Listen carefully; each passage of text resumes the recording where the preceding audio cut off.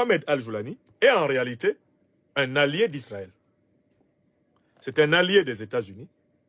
C'est un allié de l'OTAN. D'ailleurs, voilà pourquoi toutes les puissances occidentales s'empressent de rétablir leur représentation diplomatique à Damas. Ils ont confiance en lui. Il est regardé comme un pro-occidental. D'ailleurs, il a taillé sa barbe.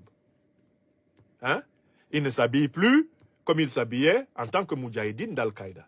Et il y a eu toute une ligne médiatique dans les grands médias occidentaux pour dire que Al-Joulani est quitté dans les choses d'Al-Qaïda. Il n'est plus terroriste. Je n'avais jamais vu les médias occidentaux procéder à un débaptême d'un terroriste.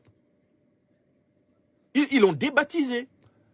On a pris Al-Joulani, on a versé une goutte sur lui. On dit au nom du Père. Deuxième goutte, au nom du Fils. Troisième goutte, au nom du Saint-Esprit, tu n'es plus terroriste. Désormais, tu es un chef d'État normal, comme tous les autres. Tu es un libérateur, tu es un démocrate, tu es une bonne personne. Tu es un ami de l'Occident. Est-ce que vous vous rendez compte? Moi, je suis un intellectuel, je produis que des livres. J'écris des livres, je donne des conférences, comme je fais là. Macron s'est débrouillé pour me faire fichier S. Moi, là, il m'a fait fichier S. J'écris des livres et je donne des conférences, c'est tout. Je n'ai jamais frappé même une mouche dans une rue de France. Il me fait fichier S. Mais Al-Joulani, qui lui est accusé avec preuve de nombreux crimes de guerre, de nombreux crimes contre l'humanité, qui lui n'a même pas nié qu'il est un militant d'Al-Qaïda de l'État islamique, qui a combattu en tant que soldat d'Al-Qaïda et l'État islamique en Syrie, en Irak et peut-être même ailleurs. Al-Joulani là, ils l'ont pris, ils l'ont baptisé une fois, deux fois, trois fois. Ils disent, Al-Joulani, à partir de maintenant, tu n'es plus terroriste. C'est du jamais vu. Je dis bien du jamais vu. C'est du jamais vu. Je dis, on a assisté à la sacramentalisation, au sacrement d'un terroriste. Un terroriste a été basculé du statut de terroriste à celui de saint homme, de terroriste à démocrate, de terroriste à homme d'État. On a assisté à ça sous nos yeux. 2024, c'est l'année des miracles. Alors, selon notre méthode, nous devons projeter cet enseignement du tableau blanc de la Syrie. Nous projetons cet enseignement où? En Afrique.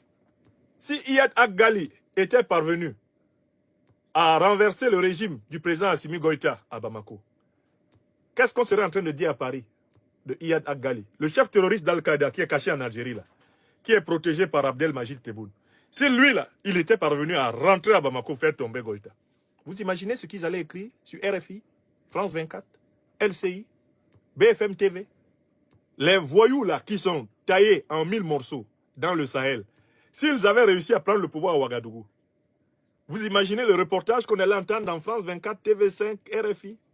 Si un de ces voyous, auxquels le président Tiani et ses compagnons ont taillé le croupion, était parvenu à prendre le pouvoir à Niamey, vous imaginez ce qu'il dirait sur RFI, LCI?